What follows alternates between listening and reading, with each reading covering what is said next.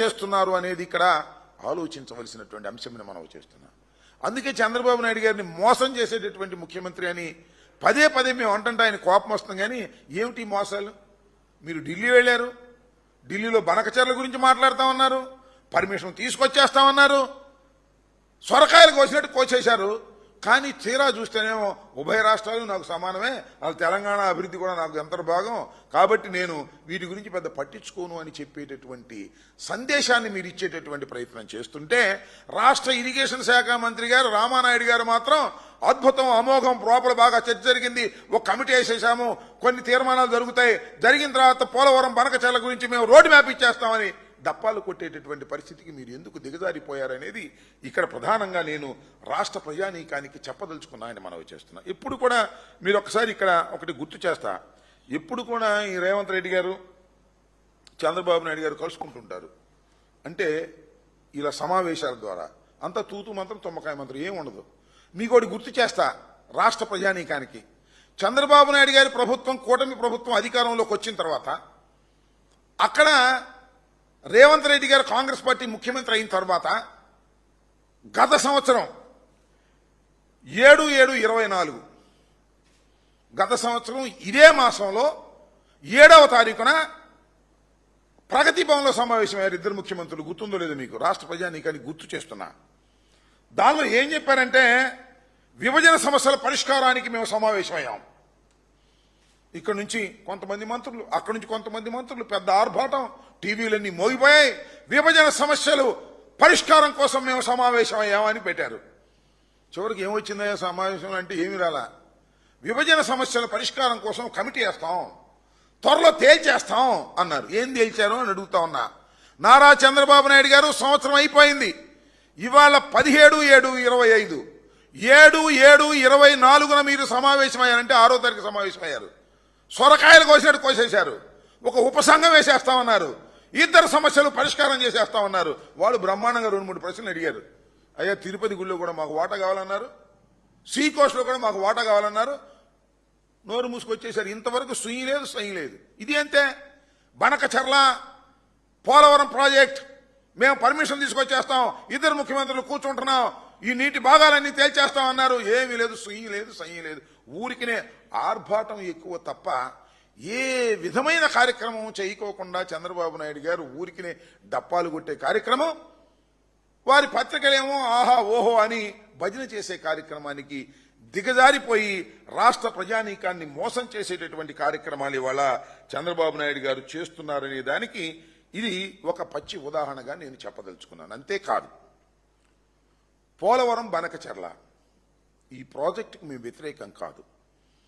ఈ ఆలోచన చేసింది కూడా జగన్మోహన్ రెడ్డి గారే. కానీ ఆచరణ ఏదని అడుగుతా ఉన్నా. ఆచరణలో మీరు చేస్తున్నది ఏంటి? నీరు తీసుకెళ్లి రాయలసీమకి ఇచ్చి రాయలసీమను సుభిక్షమైన ప్రాంతంగా చేయాలనేటువంటి కోరిక మీకు ఏ కోశానా లేదు.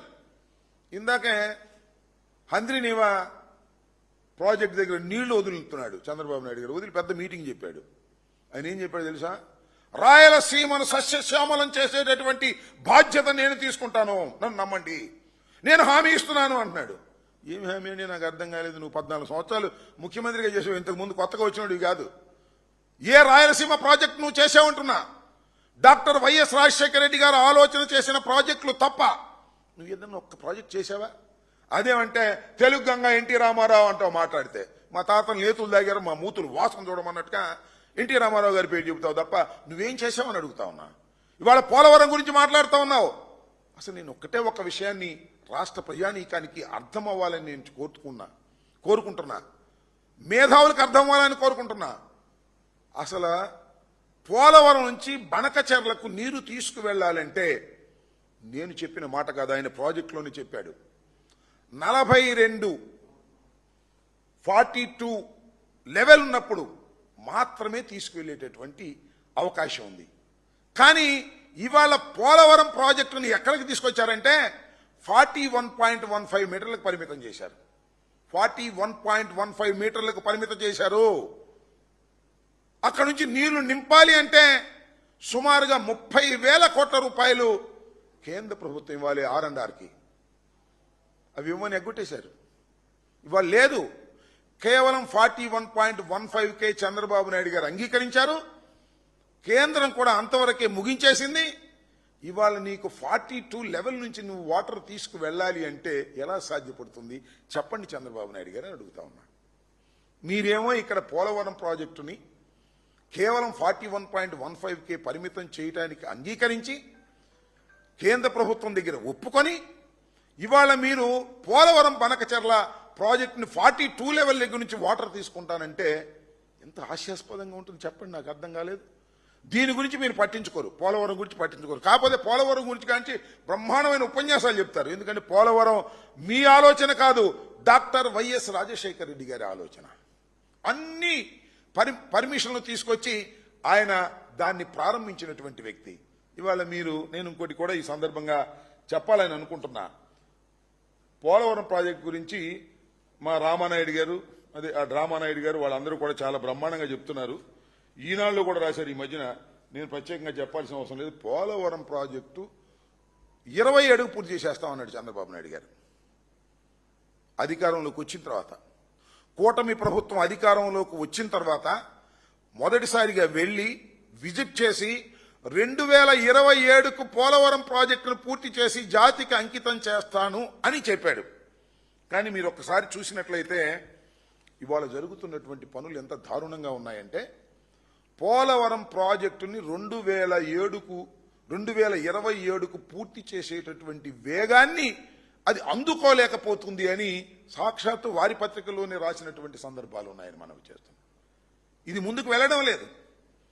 మీరు డయాఫ్రమ్ వాల్, నేను మనవి చేస్తున్నా, డయాఫ్రమ్ వాల్ అనేది చాలా ప్రధానమైనది. చంద్రబాబు నాయుడు గారి టైంలో డయాఫ్రమ్ వాల్ వేశారు. వారి అసమర్థత వలన, వారు సరిగ్గా చేయకపోవడం వలన, ప్రోటోకాల్ ప్రకారం వేయకపోవడం వలన, కాఫర్ డ్యాముల నిర్మాణం లేకోకుండానే డయాఫ్రమ్ వాల్ కట్టడం వలన డయాఫ్రమ్ వాల్ కొట్టుకుపోయింది. మేము వచ్చాము, 2 కాఫర్ డ్యాములు పూర్తి చేశాము. ఇవాళ మీరు డయాఫ్రమ్ వాల్ వేయాలి అంటే ఎంత దారుణమైనటువంటి అంశం అంటే డయాఫ్రమ్ వాల్ 1.6 మీటర్ వెడల్పుతో వేయాలి అని నిపుణుల కమిటీ చెప్పింది. ఇవాళ ఎంత వేస్తున్నారు తెలుసా? 0.9 వెడల్పుతో వేస్తున్నారు. ఇది చాలా డేంజరస్ సిచ్యుయేషన్. చంద్రబాబు నాయుడు గారు కాంట్రాక్టర్ కక్కుర్తిపడి 1.6 వెడల్పులో వేయవలసినటువంటి డయాఫ్రమ్ వాలుని 0.9తో వేస్తున్నారు. ఇది నిపుణుల కమిటీ అభ్యంతర పెట్టిందనేది కూడా ఈ విషయం నేను మీకు చెప్పదలుచుకున్నా. ఇంత దారుణంగా పోలవరం విషయంలో నారా చంద్రబాబు నాయుడు గారు అనేక తప్పిదాలు చేయటం వల్లనే పోలవరం సరైనటువంటి సమయంలో కంప్లీట్ కాకుండా పోయింది. ఇవాళ 27 కూడా కంప్లీట్ కానటువంటి దుస్థితికి ప్రధానమైనటువంటి కారణం నారా చంద్రబాబు నాయుడు గారు. ఇవాళ నేను చాలా